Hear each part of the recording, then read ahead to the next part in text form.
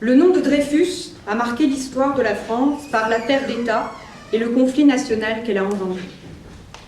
Cette affaire débute en 1894 par la découverte d'une lettre contenant des documents secrets du ministère de la Guerre, à destination de l'ennemi principal de la France à cette époque, l'Empire allemand. Ferdinand Esterhazy, le véritable auteur de ce bordereau de trahison, sera traduit en justice et exilé seulement en 1908. Avant cela, c'est l'officier de confession juive Alfred Dreyfus qui, pour être reconnu coupable, subira toute une machination judiciaire, cause d'un antisémitisme fortement présent au sein de l'armée. Face à cette injustice, l'auteur reconnu Émile Zola exprime son indignation et sa colère dans une lettre adressée au président de la République.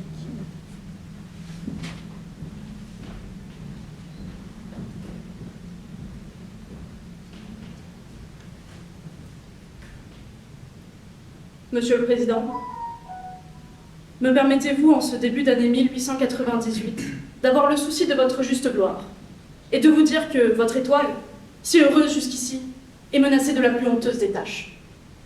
En effet, quelle tache de boue sur votre nom que cette abominable affaire Dreyfus.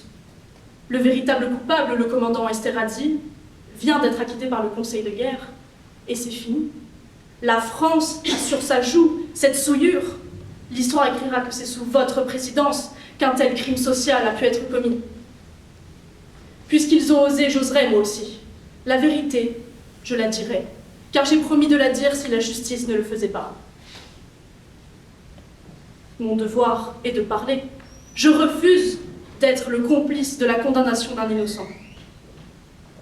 Et c'est à vous, Monsieur le Président de la République française, que je la crierai, cette vérité, de toute la force de ma révolte d'honnête homme.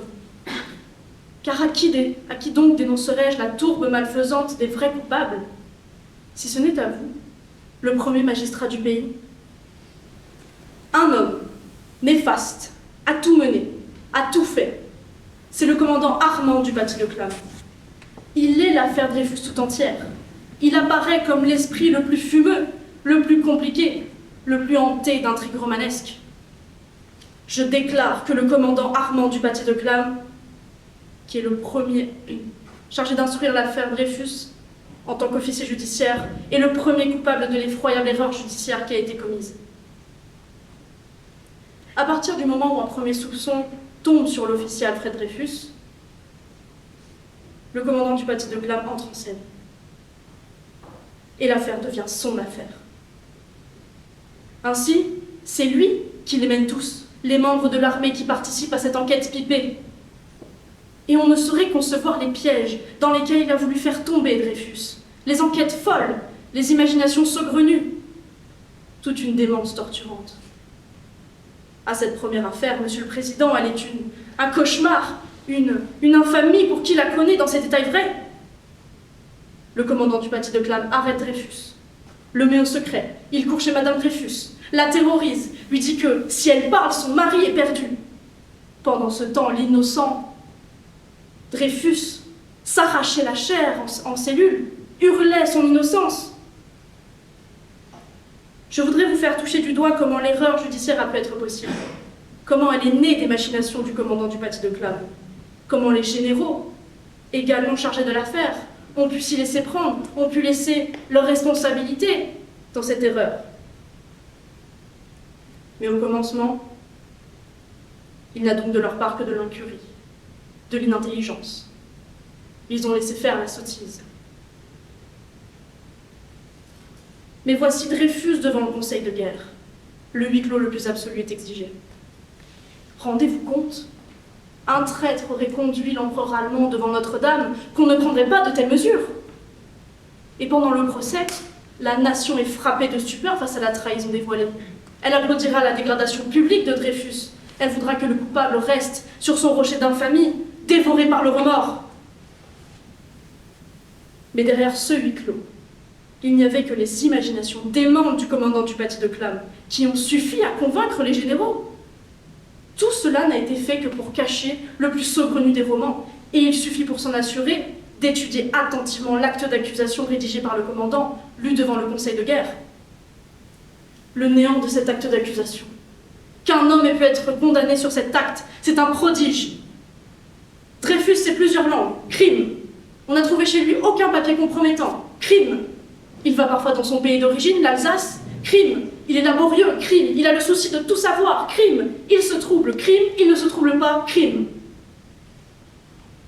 Je défie les honnêtes gens de lire cet acte d'accusation sans que leur cœur bondisse d'indignation en pensant à l'expiation démesurée de Dreyfus, là-bas, sur l'île du diable. Voilà donc, Monsieur le Président, les faits qui expliquent comment une erreur judiciaire a pu être commise. Et puis, il y a l'épreuve morale, l'absence de motif, le continuel cri d'innocence de Dreyfus.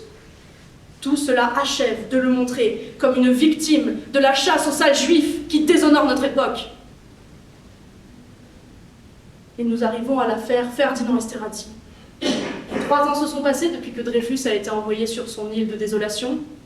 Beaucoup de consciences restent profondément troublées, se questionnent, s'inquiètent, cherchent, finissent par se convaincre de son innocence. Et à Paris, la vérité marchait, irrésistible, et l'on sait de quelle façon elle éclata au grand jour. Le commandant Esterhazy fut dénoncé comme le véritable auteur du bordereau. Des témoignages le montrent d'abord affolé, prêt au suicide ou à la fuite, et puis il s'emplit d'audace. Il étonne Paris par la violence de son attitude. C'est que du secours lui était venu. On s'est demandé avec stupeur quels étaient les protecteurs du commandant Esterhazy. Mais c'est d'abord dans l'ombre le commandant du Paty de Clam, qui encore une fois a tout machiné, a tout conduit.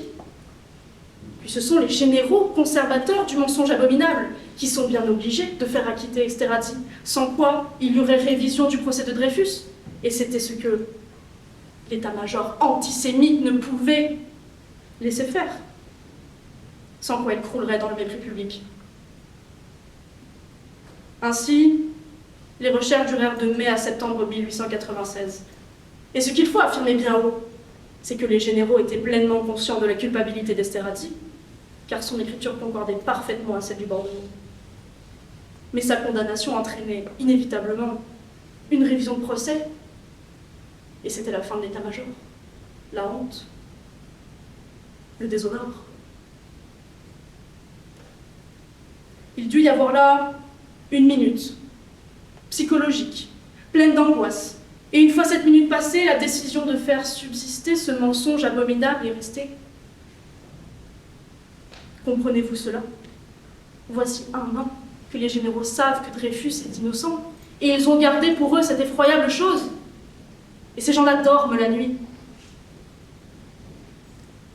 Ô justice, quelle affreuse désespérance serre le cœur. Mais grand Dieu, pourquoi? Dans quel but toute cette machinerie insupportable? Voilà donc, Monsieur le Président, l'affaire Esterhazy, un coupable qu'il s'agissait d'innocenter afin d'anéantir Dreyfus. Le Conseil de guerre a rendu une sentence absurde qui à jamais entachera de suspicion tous leurs futurs arrêts. Le premier Conseil de guerre a pu être inintelligent, le second est forcément criminel. Quelle nid de basse intrigue, de commérage, de dilapidation est devenu cet asile sacré où se décide le sort de la patrie? C'est un crime d'empoisonner les petits et les humbles, de s'abriter derrière l'odieux antisémitisme, dont la grande France libérale des droits de l'homme mourra si elle n'en est pas guérie.